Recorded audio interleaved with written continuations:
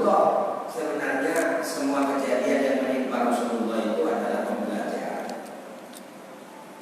Rasulullah orangnya sejahtera, orang bahagia, tenang. Langsung sahabat disuruh tahallul, suruh potong rambut, pulang ke Madinah.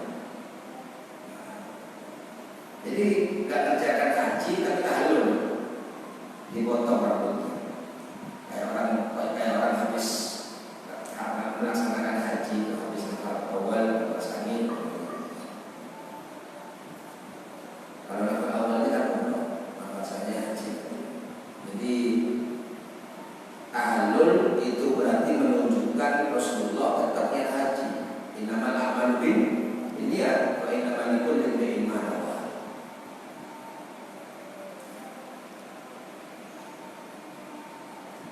Jadi sebagai umat rakyat biasa kayak kita ini, paling tidak harus mencari ketenangan untuk diri kita sendiri.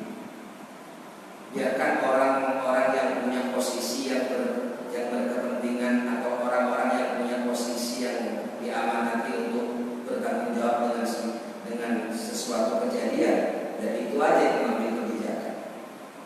Dan jangan lupa para hadirin bahwa ibadah kita ini bukan hanya taat kepada Allah, bukan hanya taat kepada Rasulullah, tapi taat kepada ulil amri, pemerintah. Jadi kalau pemerintah ini belum melarang kita beribadah kepada Allah, maka berarti harus tetap ditaati. Selama tidak melarang kita beribadah atau memerintah kita untuk durhaka kepada Allah, maksiat kepada Allah, harus kita. Selama tidak memerintah kita untuk bermaksiat, berarti kan harus taati. Kalau nggak nyuruh maksiat, juga nggak melarang kita ibadah. Adapun kemudian amal nggak terlaksana, ya biasa. Ya sekarang ini saatnya kita belajar bahwa amal itu memang terikat dengan tempat, terikat dengan waktu. Ketika tempat dan waktunya sudah memungkinkan, amal nggak terjadi. Nah, jadi daripada kita kemudian membahas bahwa ini macam-macam lah ya, tapi yang pasti begini dengan setelah ini, tidak ada satu orang pun yang bisa menghalangi kita ibadah. Tidak ada ini. Supaya kita tenang, tidak ada satu orang pun yang bisa menghalangi kita ibadah. Hatta pistol ini ada di kepala, sampai diancam mau ditembak sholat. Karena jangan nekat, jangan nekat. Islam ini harus pakai kecerdasan. Jadi kalau sholat ini sampai kerjakan, amblas sampai tembak. Seandainya besok-besok kalau ketemu kondisi seperti ini, umpama. Makanya di fikih itu ada orang yang terpaksa gak bisa kerjakan sholat, sehingga sholatnya sampai dengan isyarat. Sholat juga kan dengan isyarat.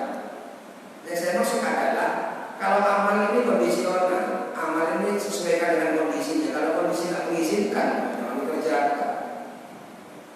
Tapi ibadah tidak pernah putus. Karena saya ngaji ini membedakan antara amal dengan ibadah. Orang kerjakan amal belum tentu ibadah. Kalau orang ibadahnya sudah benar, Allah pasti amal yang benar. Mengerjakan apa lagi? Kalau nggak amal yang dikerjakan apa? Amal itu ada dua bagian. Kalau nggak keluar dari lisan, ya keluar dari badan kita ini. Ketika ada maksiat maka terpejam, ya sudah, itu amal.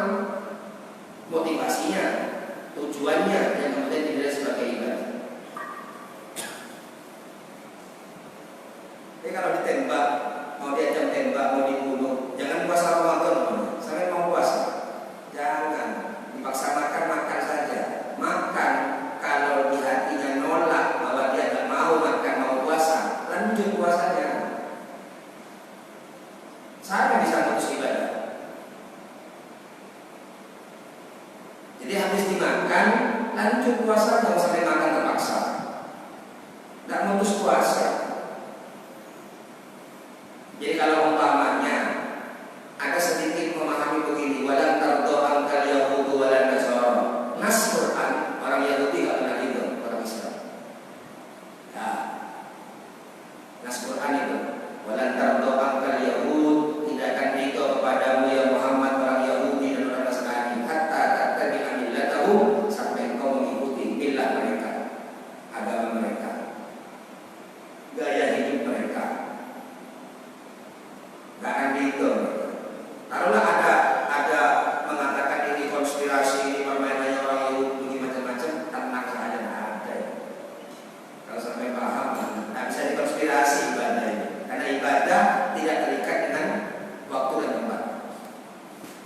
Ibadah ini semakin sadar bahwa dirinya hamba Allah yang semuanya datang dari Allah dan kembali kepada Allah. Pokoknya hidup ini kalau sudah bisa tak ngakoni apa-apa dan tak ngakoni siapa-siapa, itu ibadah. Tapi kalau langsung diambil, ya kesimpulannya begini, ibadah itu kalau sudah kita ini hidup tidak mengakui siapa-siapa dan tidak mengakui apa-apa, tidak mengakui. Ya. Jadi kalau sampai ngasih nafkah ke istri sebagai istri, ngasih nafkah anak sebagai anak, sampai pasti kecewa. Ketika posisi sampai sebagai imam, sebagai ayah dalam rumah tangga, merasa tidak dihargai. Tapi ketika menafkahi hambanya Allah, tapi nggak langsung ya, ini nggak langsung. Coba kalau sampai dengan saya sampai ke itu, saya menafkahi atas perintah Allah dan yang saya hadapi ini adalah hamba-hambanya Allah. Itu perintahnya Allah semua ini. Ketika memberikan nafkah kepada ciptanya Allah dan yang merupakan tugas kita, apa kita akan terpuji? Makanya harganya uang yang kita punya ketika kita berikan ke keluarga itu tidak ada yang bisa ngalahkan dengan amal-amal pun. Nggak ada. Jadi prinsipnya Islam ini kalau sampai punya sesuatu, kalau sampai punya, minta apa saja, keluarga itu belikan. Minta apa saja, bukan masih bisa beli ya. Dan tidak berlebih-lebihan. Uangnya banyak, keluarga kita mobil yang dibelikan. Uangnya dikasih masjid, dia protes istilahnya. Belikan dulu mobilnya, pakai sifatnya Allah, bukan karena gaya, sifatnya Allah. Allah itu mengadakan sesuatu yang tidak ada. Di rumah kan tidak ada, ada kan? Benar sekali ada bahwa dari sifatnya Allah. Ngomong nggak ada. Misalkan dengan saya rumah nggak punya, cor-coran gitu, royal-royalan, tapi punya rumah, jadi akhirnya salah.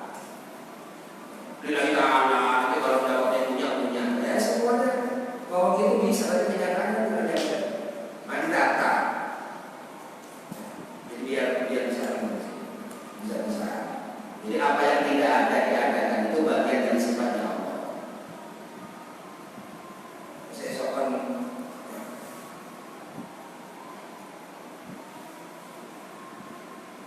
nggak terlalu besar. Nah, saya kembali ke masalah itu ya. Jadi rugi ya kita. Jadi kalau kita ini bersikap begini, ulil amri itu jangan hanya diartikan pemerintah yang bunyinya presiden, gubernur, presiden, gubernur, wali kota, camat, lurah, bukan. Ulil amri itu siapapun orang yang dipasrai untuk mengurusi. Siapapun orang yang dipasrai untuk mengurusi. Maka itu yang harus kita ikuti. Jadi tidak kemudian hidup ini hanya didramatisir aja. Jadi kalau umpamanya tidak boleh sholat jamaah, saya sampaikan umpamanya tidak boleh sholat jamaah. Ini kan masalahnya yang menjadi yang biar kita paham yang menjadi kunci utama adalah bukan melarang orang jamaah, tapi melarang orang berkumpul. Itu harus dipahami. Nyatanya bukan hanya orang Islam yang kalau berkumpul nggak boleh. Siapapun yang kalau berkumpul kan dibiarkan. Kalau memang di situ ada kemungkinan besar masuknya orang-orang yang terlalu di luar. Kalau hanya kampung-kampung ini kalau sudah nggak ada yang kena ya sudah aman. Tapi kalau Jumatan kan tamu banyak, yang bukan orang sini bisa masuk.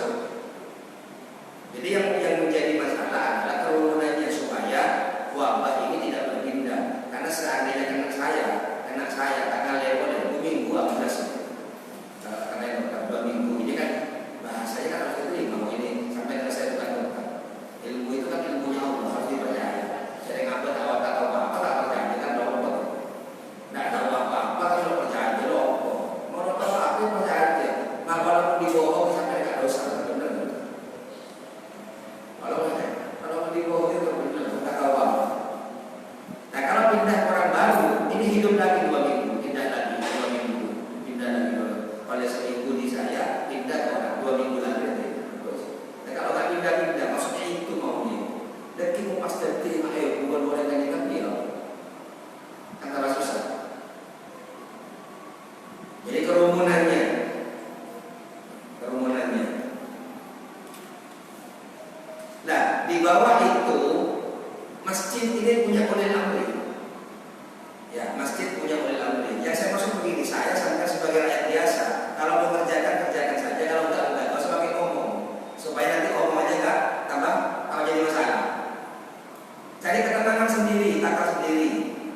Biarkan yang punya kelayakan, yang punya amanah, yang punya kedudukan biar berpikir apa cara ngatasi. Kita ngatasi pribadi kita bagaimana caranya.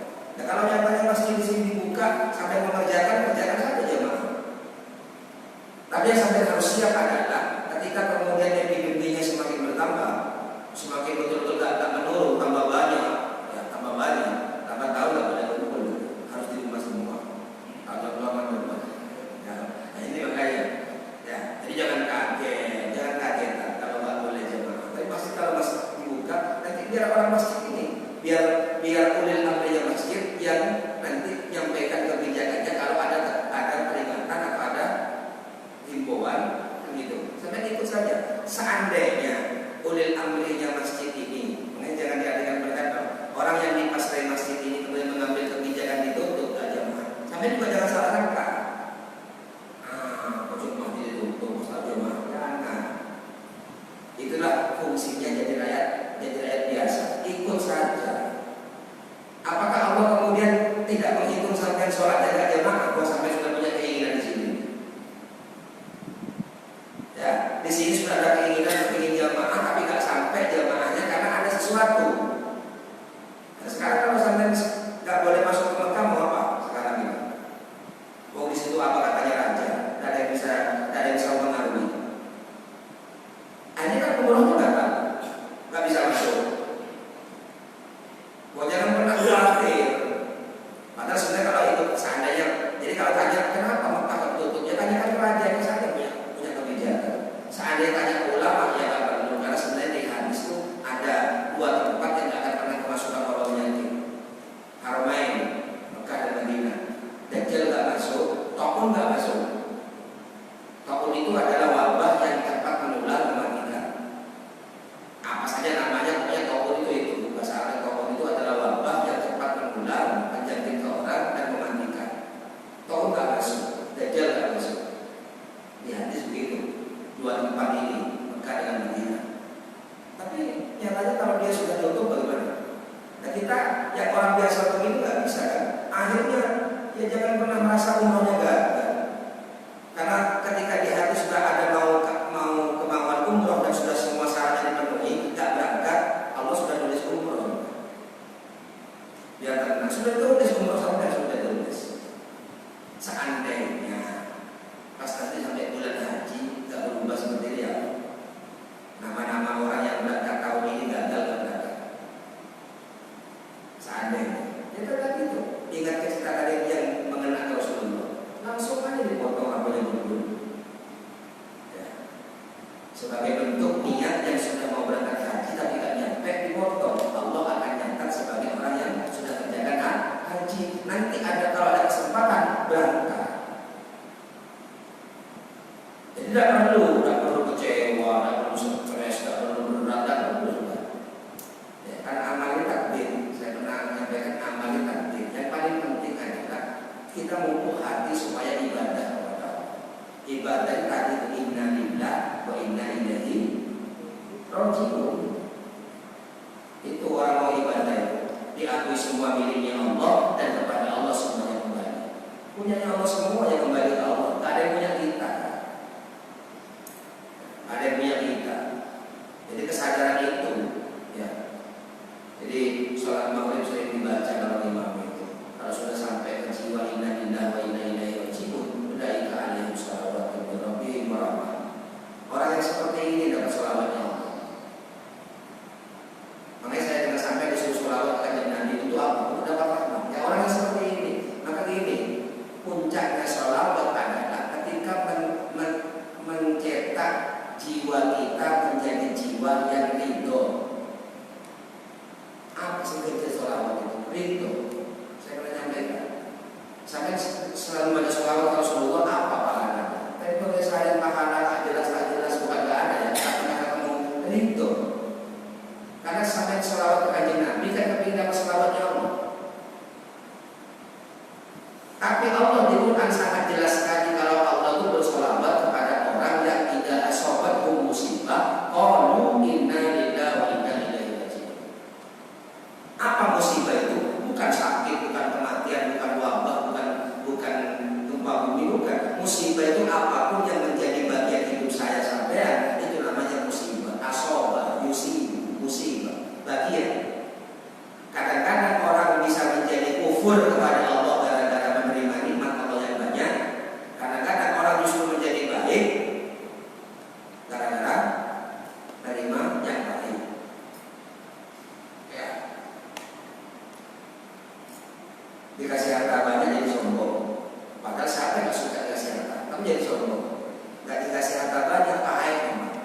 di situ ada ketawadua, nggak bisa sombong, nggak punya apa-apa. Baik mana dong? Jadi ibadah setelah kok, jadi sakit lemas, nari yang sakit lemas gitu, nggak berbuat apa-apa, semua digaji, asoba yusibu. Ya, jadi musibah itu apapun yang menimpa kepada kita. In asobahu syarru fasobara, wa in asobahu khairu fasyakara. Walau nggak itu nggak bisa. Teori itu. Kita kan mau mengenal diri. Orang mukmin itu ajib, katanya Rasulullah. Orang mukmin itu ajib. Ajib itu bil mukmin, kata Rasulullah. Siapa orang mukmin itu? Kalau diberi keburukan, diberi yang nggak enak dia sabar. Kalau diberi yang enak syukur. Dua-duanya ini muncul kalau sudah itu. Kalau nggak itu nggak bisa. Terus ada nggak bisa dipaksa hati ini. Hati ini nggak bisa dipaksa. Hati ini ditata untuk disampaikan. Nggak boleh paksa syukur, paksa sabar, nggak bisa. Udah nggak bisa. Mari kita sampai nanti menyimpulkan sendiri. Oh, syukurnya begini, sabar nggak bisa. Biarkan saja, cari jalannya, sampaikan ke tahapannya, biar muncul. Tahapannya adalah yang tertinggi adalah ridho. Supaya ridho, tawakal dulu kepada Allah. Supaya tawakal, nerima dulu dengan semua ketentuannya Allah. Bagaimana mau nerima kalau nggak bagaimana mau tawakal kalau nggak nerima? Nerima bisa muncul kalau kita sujud. Apa sujud itu? Kerjakan perintah Allah, tinggalkan larangannya Allah. Ini wilayah kita sebenarnya. Pokoknya ini aja. Siang malam masalah, siang malam mau sopan namanya, wiritan, semua amal-amal yang baik kita kerjakan. Untuk apa itu? Coba. Biar jelas untuk apa coba. Jadi mau sampai nyari ridho Allah, nggak salah ya. Cuman kalau nggak tahu kebarannya, kalau di kebaran kayak cuma kebuat seperti itu. Sampai bisa nggak promo agamanya Allah dengan ngomong ini? Ayo ikut pengajian. Dapat apa? Dapat ridhonya Allah. Ajaran sampai berbohong di Bapak Timur, keliling, macam orang ngaji, keng janji dan oleh ridho Allah. Bisa keliling, macam orang ngaji, janji nak kor datang every obat selesai. Pasti hasilnya saya ada pun. Ayo ngaji, pokoknya berbagai ngaji, mulai besar selesai. Orang bilang sempur masjid ini, yakin dalam bisnis. Saya 1.000 mulai ngaji. Nah pertanyaannya, afdol mana 100.000 dengan ridho? Afdol ridho, tapi yang bisa dirasakan yang mana? Berarti yang bisa dirasakan yang dicari harusnya. Karena orang berduyun-duyun dengan uang 100.000 karena dia bisa merasakan. Tapi orang yang mencari ridho Allah itu benar, tapi nggak pernah bisa dirasakan. Mau tahu dia rasakan? Cuma ngomong saja, cari ridho Allah. Padahal ridho ini biarkan dulu, biar Allah yang mengeluarkan. Padahal dia apa dia khusyuk, kalau jaga itu Allah sendiri itu khusyuk itu, tak bisa. Ya, khusyuk itu Allah yang mengeluarkan, karena nggak bisa, nggak bisa. Saudara rumah dari khusyuk itu, khusyuk itu bukan kerja. Sampai yang dengan saya yang khusyuk, nanti sholat yang khusyuk, bukan sholat yang dihusyukkan. Dan kita mulai Allahu Akbar mau dihusyukkan ya nggak bisa. Allahu Akbar mau dihusyukkan nggak bisa. Begitu harus ada di dalam, ke bawah ke sholat, ke bawah ke kehidupan, ke bawah kemana-mana, ke samping, karena sudah terlengkap. Kalau sampai tanya supaya bisa khusyuk bagaimana? Ya, pertama harus pahami kalau khusyuk itu yang kasih Allah. Supaya diberi oleh Allah, kita hanya minta. Supaya ada dorongan minta, harus paham bahwa saya sampai layak minta khusyuk kalau sholat ini oleh Allah sudah ditanam, dibangun dalam hati kita. Supaya sholat ditanam dalam hati kita menjadi sebuah iqamah bangunan, kita punya wilayah yang tidak boleh berhenti. Apa itu? Muhafadzah, jaga sholat kita.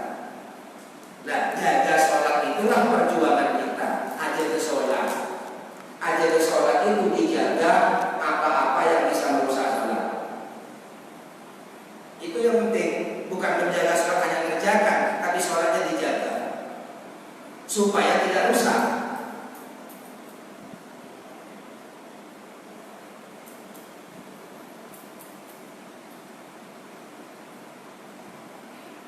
dijaga waktunya, dijaga ininya, wudhunya macam-macam.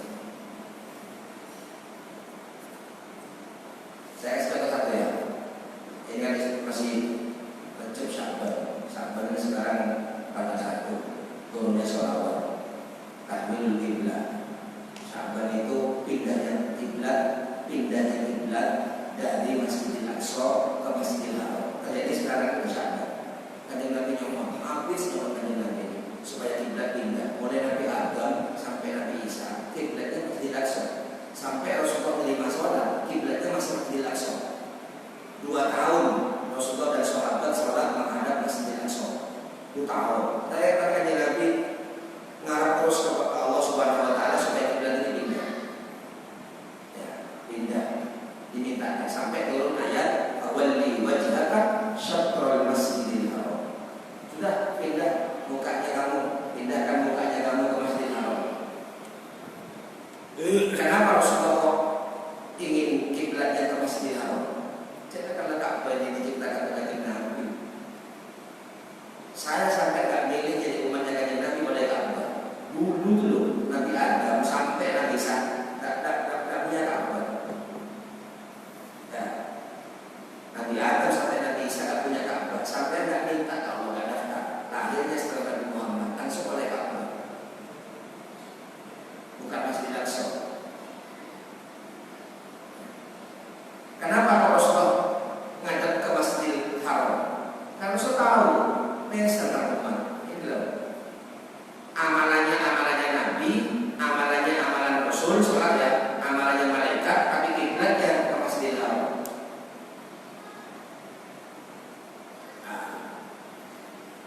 Apa di Haram itu? Di Haram itu yang penting, yang namanya kiblat. Sholat itu harus menghadap kiblat. Kiblatnya adalah Masjidil Haram. Masjidil Haram itu adalah kita tidak boleh dolim mengganggu siapapun yang diciptakan Allah. Ini paling penting. Makanya kalau kita masuk Masjidil Haram, tidak boleh nyakiti manusia, binatang, tumbuh-tumbuhan. Itu namanya kiblat. Sekarang saya buka, sampai punya rumah kiblat kalau bayangan ke Masjidil Haram, tapi tidak tahu isinya. Sampai kalau menghadap ke Masjidil Haram benar, tapi tidak sampai dengan saya masih dan ke manusia, ke makhluk Allah, ke binatang, ke tumbuh-tumbuhan, ada kiblat namanya. Itulah Islam. Dan kiblat namanya. Mengurusan arah ini bisa berubah. Mau sampai bersolat kalau tak tahu arah, bisa milih arah mana saja.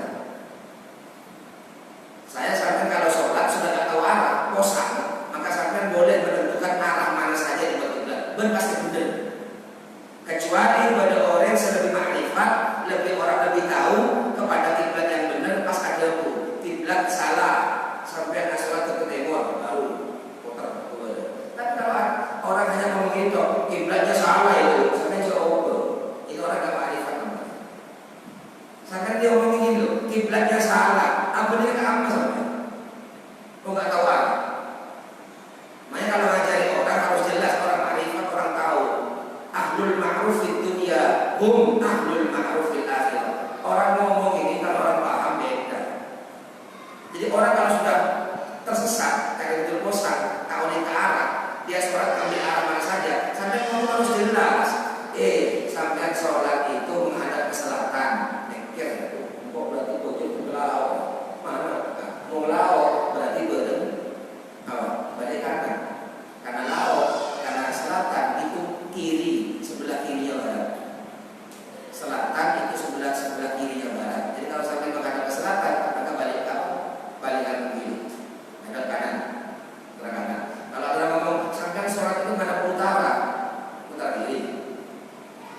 Sampai menghadap sholat arah timur, balik kanan. Ketemu. Tapi kalau hanya gitu, sholatnya salah itu, kiblatnya salah. Nanti sampai kalau muter tambah bingung itu kemana kalau kita tahu kiblat. Jadi kiblat yang kita ini Masjidil Haram, tapi kalau kiblat yang Masjidil Aqsa sampai tidak kuat, tak akan berbeda. Makanya Yobo itu Nabi, karena Masjidil Aqsa itu kiblatnya Nabi Rasul. Kenapa Nabi Rasul itu? Nabi Rasul itu dibagaimanapun oleh Allah, dibagaimanapun oleh manusia, tak boleh manis.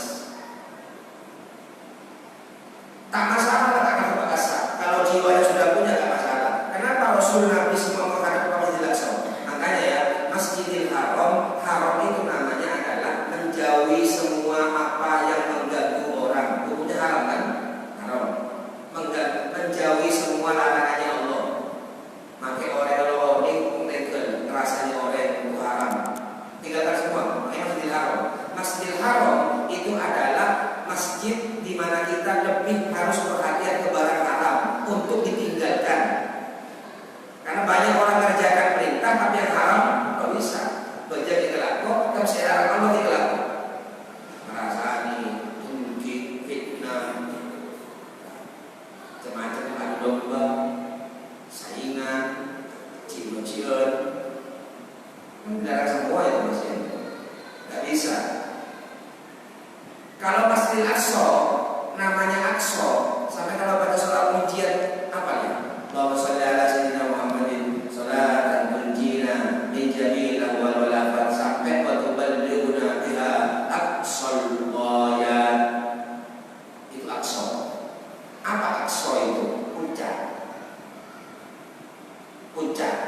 Nabi Rasul sudah ada di makom puncak. Sampai kalau kata Masjidil Aqsa tak akan berubah. Makanya Nabi Muhammad pindahnya jangan Aqsa. Seperti hidupnya jangan sampai menyakiti orang, menyakiti binatang, menyakiti tumbuhan selesai. Kalau perintah Allah, tak usah harus dapat ke sini. Kalau Nabi Rasul nyampe kemana? Coba ini ya. Kalau ngaji fikih, setiap kita kerjakan ibadah pasti syaratnya berakal. Ya, berakal itu berarti memfikir kotak gila, sadar itu wajib kerjakan amal. Padahal berakal itu adalah sebenarnya itu sifatnya Nabi. Orang berakal itu butuh 4 sifat: sidik, amanah, tabligh, fatonah. Itu berakal. Orang kalau dianggap berakal, semakin dia jujur itu berakal. Karena orang tak jujur, akal kalah itu kan. Ya sudah aku kalah, saya nggak jujur, dia jujur. Tapi bisa nggak bohong? Nggak bisa. Orang sifatnya Nabi. Saya sampai tanya kita semua orang, ya Allah, subhanallah, gitu bro. Kenapa? Yang menjadi sifatnya Nabi nggak mungkin menjadi sifat kita. Orang andi akal jujur itu, bisa nggak jujur karena akal kalah, karena di kepentingan lain lah, karena di keperluan lain saja jujur ya. Sidik, amanah, tabligh, fatonah. Amanah itu bisa dipercaya. Amanah itu berarti menjalankan semua amanah-amanah yang ada. Gak bisa kalau Nabi dan Rasul. Kalau mau ngaji yang benar-benar ini, mungkin kalau akal seperti tak bilang balas tapi orang balas bisa baca. Terus saya nilai apanya dulu?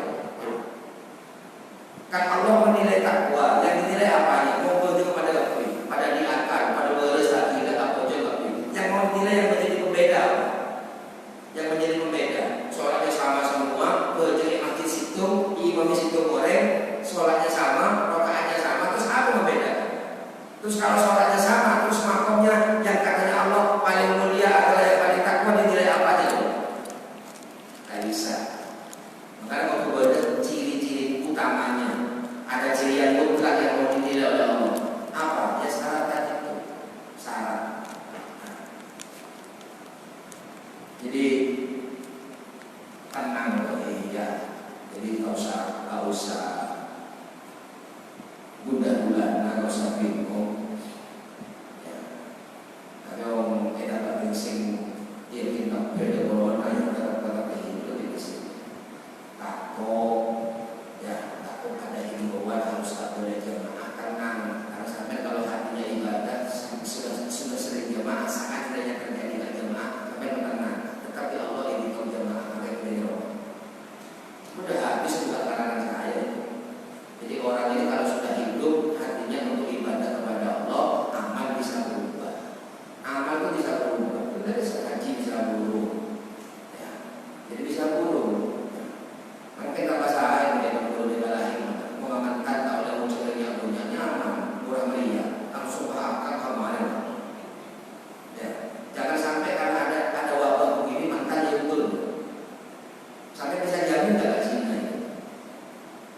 Semakin banyak bertemu, semakin banyak katakan mata kayak ini dapat kabin itu masih ya. Tidak masalah untuk perkenalan, tapi untuk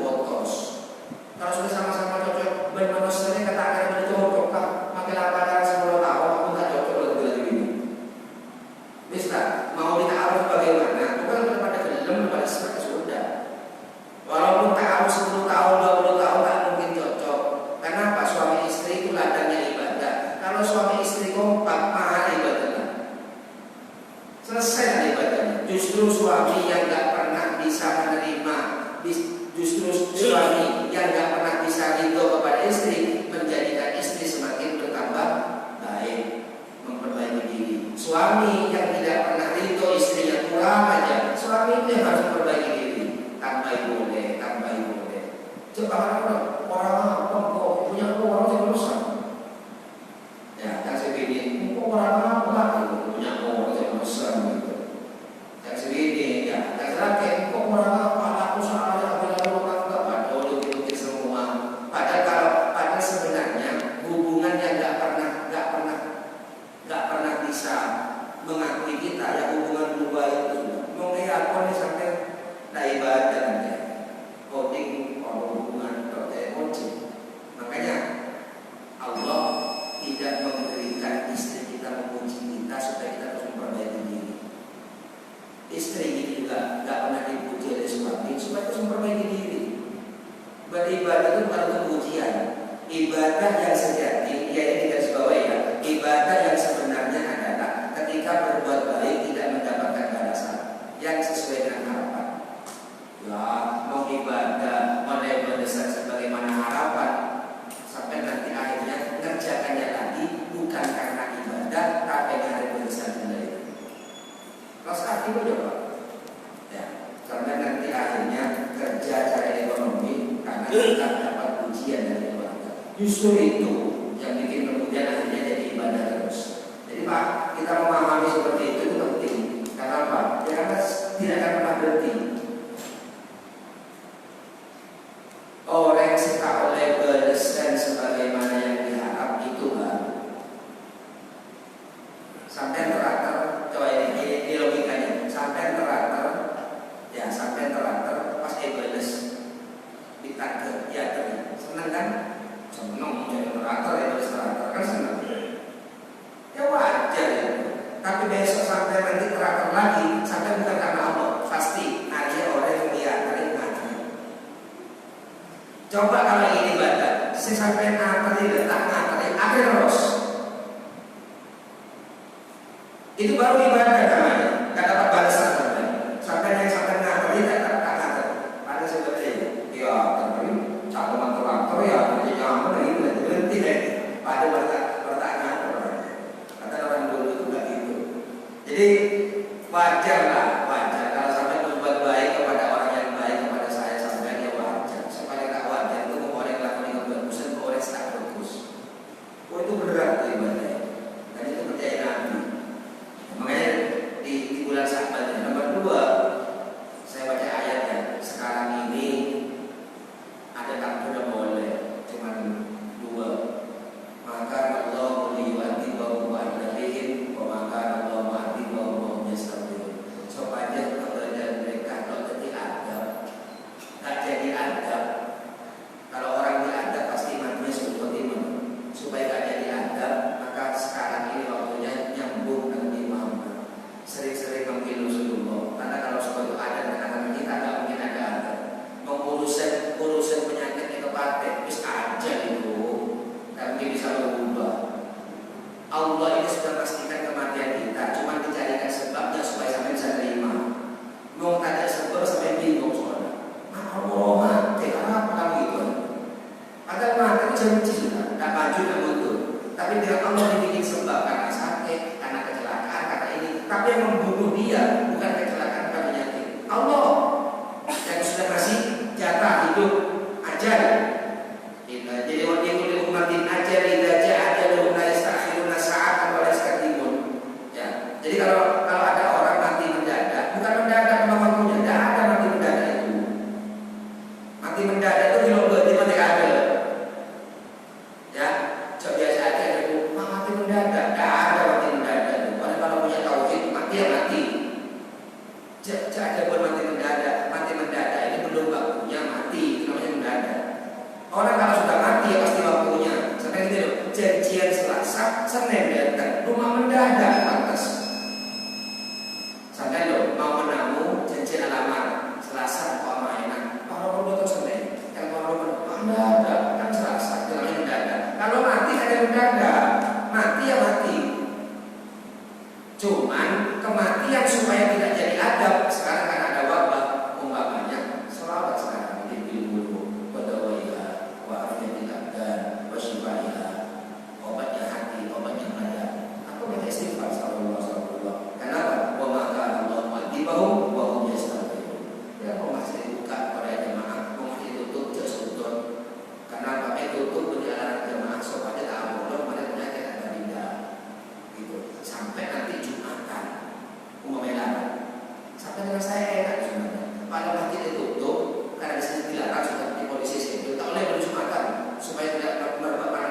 Ini Jumatan saya larang, supaya tahu dong.